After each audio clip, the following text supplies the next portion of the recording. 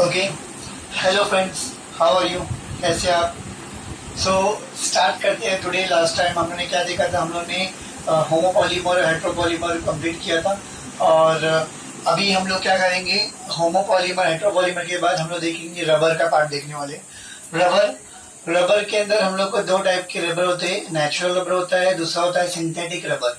नाम से मालूम पड़ रहा है, नेचुरल रबर मतलब ऐसा रबर जो नेचर से मिल रहा है, और सिंथेटिक रबर मतलब ऐसा रबर जो क्या है, सिंथेसाइज किया जा रहा है, लैब के अंदर बनाया जाएगा। वो हम लोग बाद में देखेंगे। सिंथेटिक रबर के अंदर फर्दर एक टॉपिक आता है वल्कनाइजेशन या वल्कनाइज रबर। वो क्या है हम लोग उसके बाद में देखेंगे। आज हम लोग नेचुरल रबर ही करेंगे, इतना करेंगे और रुक जाएंगे। So natural rubber, what is natural rubber? तो हम सबको मालूम है, आई थिंक सब हर कोई जानने वाला जानता है कि रबर कहाँ से मिलता है। तो हर किसी को मालूम है कि रबर जो है वो कहाँ से मिलता है, वो रबर ट्री से मिलता है। कहाँ से मिलता है हम लोग को? Rubber tree. रबर ट्री से कहाँ से निकलता है? तो रबर ट्री के अंदर व्हाइट कलर का एक कोलाइडल सोल्यूशन निकलता है। सबको मालूम होगा कि व्हाइट कलर का कोलाइडल सोल्यूशन हम लोग देखा होगा बचपन में। तो व्हाइट कलर का कोलाइडल सोल्यूशन जिसको हम लोग लैटिक्स बोलते हैं। क्या बोलते हैं? लैटिक्स। उस लैटिक्स से रबर बनता है। कौन सा रबर? नेचुरल रबर बनता है। कौन सा बनता है? नेचुरल रबर बनता है। ठीक है, यहाँ से समझा हम लोगों को। ये नेचुरल रबर कहाँ से आया या ऑब्टेन कहाँ से होता है हम बताया। नाउ केमिकली अगर कोई पूछेगा व्हाट इज नेचुरल रबर, तो मैं बोलूंगा chemically it is a linear polymer. Linear क्यों बोला भाई? तो लीनियर इसलिए क्योंकि इसमें क्या होता है, आइसोप्रीन की पॉलीमर, आइसोप्रीन की चेन जो है वो n नंबर स्ट्रेट जुड़ी होती है। n नंबर जुड़ी होती है, बहुत सारी चेन जुड़ी रहेगी। और बहुत सारी चेन जो है n नंबर जब जुड़ेगी तो स्ट्रेट चेन है। स्ट्रेट चेन को हम लोग क्या बोलते हैं? लीनियर। लीनियर। और पॉलीमर है तो लीनियर पॉलीमर। तो it is a linear polymer. किसका लीनियर पॉलीमर है? तो it is a linear polymer of cis isoprene. किसका होता है? Linear polymer cis isoprene. और ये हम लोग क्या करेंगे, हम लोग देखेंगे, इसके रिएक्शन में बताऊंगा इसके बाद। पहले हम लोग समझते हैं सिस आइसोप्रीन का इट इज अ पॉलीमर। अब क्योंकि बहुत बड़ा मॉलिक्यूल है आइसोप्रीन, आइसोप्रीन के बहुत सारे मॉलिक्यूल को मैंने जोड़ दिया और ये बना नेचुरल रबर। तो जब बहुत बड़ा मॉलिक्यूल है, तो बहुत बड़ा मॉलिक्यूल है तो ऑब्वियसली मैक्रो मॉलिक्यूल होगा। और सारे मैक्रो मॉलिक्यूल का हाई मॉलिक्यूलर वेट क्या होता है? हाई होता है। तो सेकेंड पॉइंट मैंने लिखा हूं यहाँ पर कि molecular weight of natural rubber जो होता है वो क्या होता है? बहुत हाई होता है। हाई कितना हाई? तो मैं यहाँ पे उसकी मेंशन, यूनिट की मेंशन कर रहा हूँ कि हाई मतलब क्या होगा? 1,30,000 के अराउंड। या मैं बोल सकता हूँ रेंज अगर दूंगा तो 1,30,000 से लेकर 3,40,000 यूनिट के बीच में जो इसका मास रहता है। मॉलिक्यूलर मास कितना होता है? 1,30,000 से लेकर 3,40,000 के बीच में इसका मॉलिक्यूलर मास होता है। ये हो गया second point. Third point, number of monomers. कितने मोनोमर्स होते हैं? तो यहाँ पे जो आइसोप्रीन है, ये आइसोप्रीन, सिस आइसोप्रीन, ये कितने नंबर जुड़ेगी तो रबर बनता है? तो रबर में ये देखा गया है कि मिनिमम 2000 और मैक्सिमम 5000 मोनोमर्स, मतलब सिस आइसोप्रीन जो है 2000 से लेकर 5000 के बीच में जब सिस आइसोप्रीन क्या होंगे, वो जुड़ेंगे। और जुड़ने के बाद जो बनेगा वो हमारा रहेगा नेचुरल रबर। तो नंबर ऑफ मोनोमर्स कितने रिक्वायर होते हैं यहाँ पर? कितने मोनोमर से बनता है ये? तो हम लोग को मालूम पड़ा कि ये 5000, मतलब 2000 से 5000 के बीच में मोनोमर जब जुड़ते हैं तो हम लोग को नेचुरल रबर मिलता है। ये हो गया थर्ड पॉइंट। प्रॉपर्टीज अगर हम लोग देखते हैं तो प्रॉपर्टीज जो है हमारे रबर की, हम लोग को मालूम है it is a part of elastomer. Elastomer का चीज है। तो जैसे हम लोग इलास्टोमर में देखे थे, इलास्टोमर में क्या होता है? इलास्टिक प्रॉपर्टी होती है। तो वैसे यहाँ पर भी क्या होता है? रबर के अंदर भी क्या होती है? इलास्टिक प्रॉपर्टी होती है। फिर क्वेश्चन उठता है कि इलास्टिक प्रॉपर्टी क्यों होती है? तो मैंने उस टाइम भी बताया था कि इलास्टिक प्रॉपर्टी क्यों होती है, क्योंकि वहां पर मॉलिक्यूल्स जो है वो जुड़े होते हैं। किससे जुड़े होते हैं? वीक फोर्स से। वीक फोर्स से जुड़े, इसलिए क्या होगा, जब मैं स्ट्रेस अप्लाई करूंगा तो ये क्या होंगे? मॉलिक्यूल खुल जाएंगे। और स्ट्रेस को रिलीव करूंगा तो मॉलिक्यूल अपनी जगह पे आ जाते हैं, ओरिजिनल पोजीशन पे आते हैं। तो वैसे यहाँ पर भी क्या है, बिकॉज इसके अंदर क्या, ये इलास्टिक प्रॉपर्टी इसलिए शो कर रहा है बिकॉज इसमें जो chain of polymers, chain of poly isoprene की जो चेन्स है, सारी चेन जो है एक दूसरे से जुड़ी हुई है। किसके से जुड़ी हुई है? ये सब weak van der Waal force of attraction से जुड़ी हुई है। किससे जुड़ी हुई है? Weak van der Waal force of attraction. और लास्ट पॉइंट के अगर हम लोग देखेंगे तो ये जो मॉलिक्यूल है वो क्या होता है, कॉइल स्ट्रक्चर का होता है, ऐसा इस तरह से घुमावदार होता है, ये कॉइल होता है। क्यों कॉइल होता है या कॉइल होने से क्या फायदा है, तो कॉइल होने से ये फायदा है कि जिस तरह से दो मॉलिक्यूल के बीच में भी अट्रैक्शन है उसी तरह से इनके बीच में भी एक अट्रैक्शन होगा। और स्प्रिंग कैसा होती है, स्प्रिंग हम लोग देखा होगा, स्प्रिंग क्या होता है, उसको खींचेंगे और वो छोड़ दिया तो वापस अपनी जगह पे आ जाएगी। तो कॉइलिंग होने की वजह से क्या होता है, उसके अंदर एक इलास्टिक प्रॉपर्टी क्रिएट होती है, वो हेल्प करेगा इलास्टिसिटी में, इसलिए ये कॉइलिंग होता है। अगर कॉइलिंग ना हुआ तो वो क्या होगा, हमारा वो पॉलीमर इलास्टिक प्रॉपर्टी शो नहीं करेगा।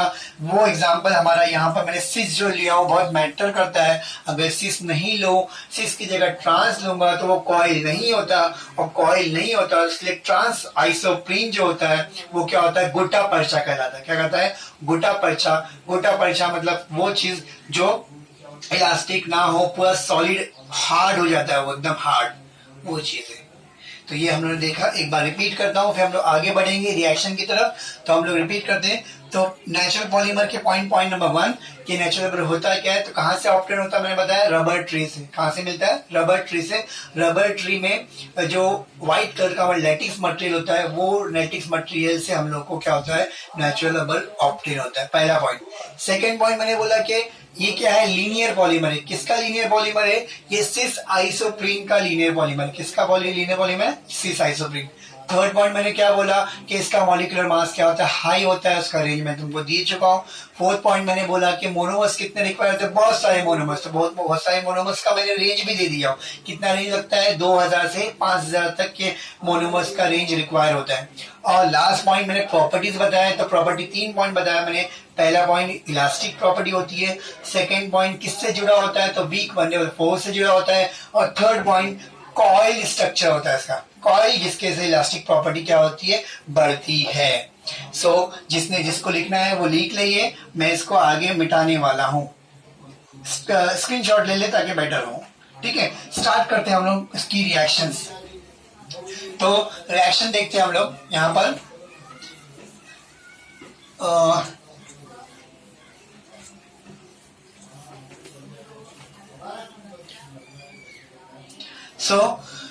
किससे बनता है, मैंने बोला ये हम लोग को बनाना है पॉलीसिस पॉलीआइसोप्रीन बनाना है। किससे बनाने का, पॉलीआइसोप्रीन। स्टार्ट करना है मेरे को किससे, आइसोप्रीन से।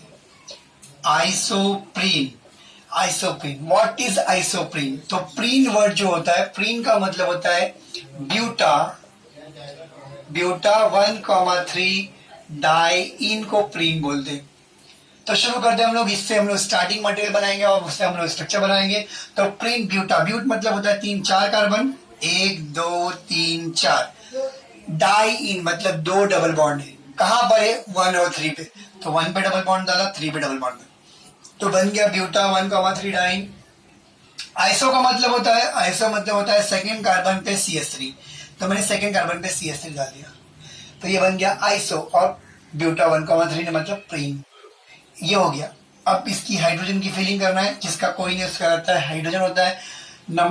4 करते हैं हम लोग को, वैलेंसी ऑफ कार्बन 4 होती है, तो 2 बॉन्ड है तो CH2 यहाँ पे आ जाएगा, यहाँ पे कोई भी बॉन्ड नहीं, H नहीं आएगा, यहाँ पे क्या आएगा, एक H आएगा, और यहाँ पे CH2 आएगा।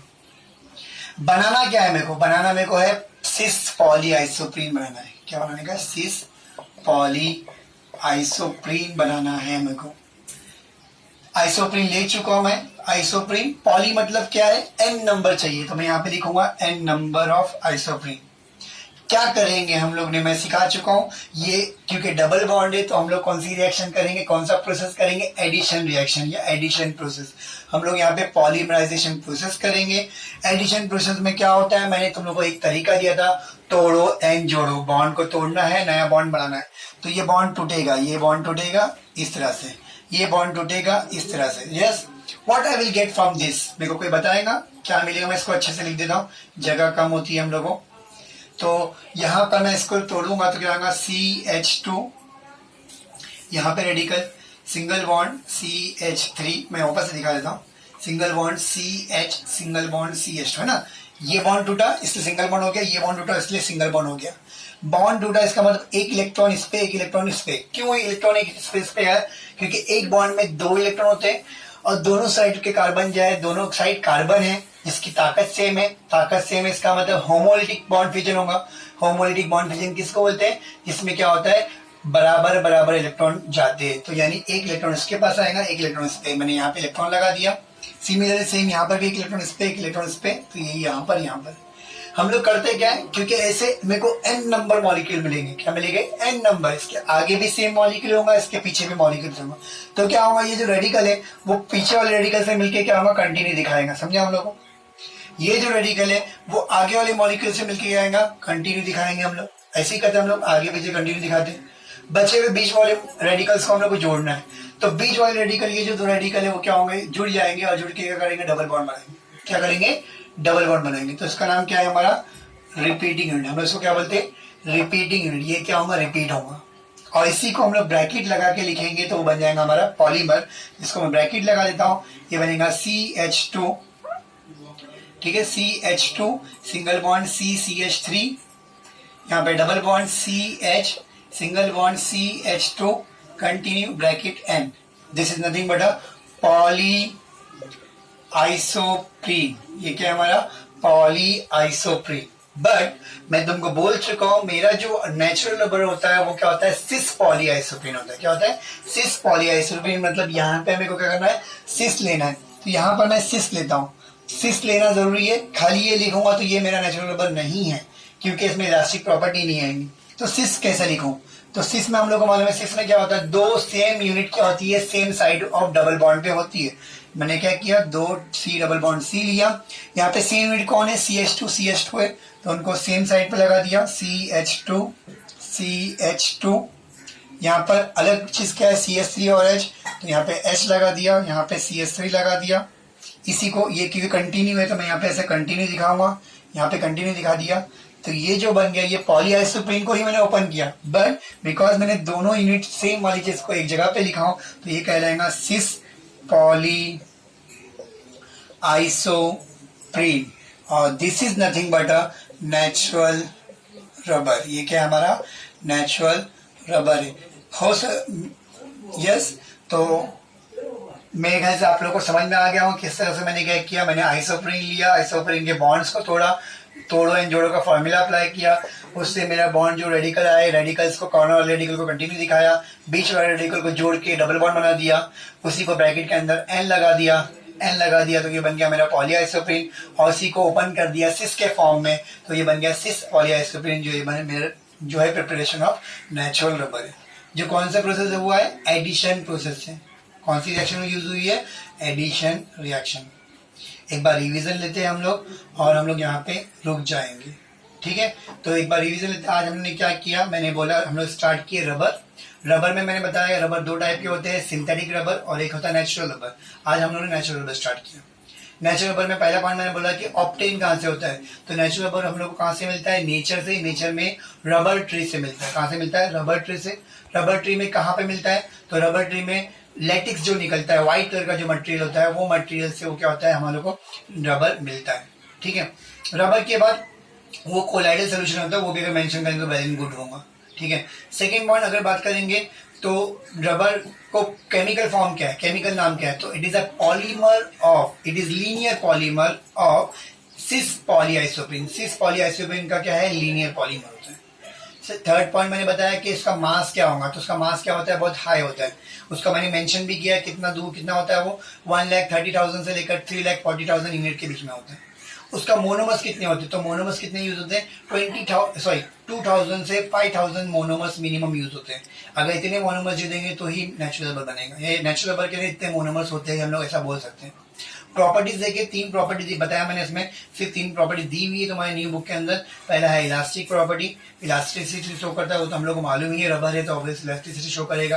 क्वेश्चन ये उठता है कि क्यों शो करता है, तो उसके अंदर फोर्स ऑफ अट्रैक्शन क्या होती है? वीक होती है, इसलिए वो इलास्टिक प्रॉपर्टी शो करता है और वीक फोर्स है। और थर्ड पॉइंट क्या बोला था, इलास्टिक प्रॉपर्टी का दूसरा रीजन क्या है, क्योंकि वो कॉइलिंग स्ट्रक्चर का होता है। कॉइलिंग स्ट्रक्चर की इलास्टिक प्रॉपर्टी को हेल्प करता है। किसमें करता है? Coiling property. ठीक है, तो ये हम लोगों ने पहले देखा ना, रिएक्शन तुम्हारे सामने है।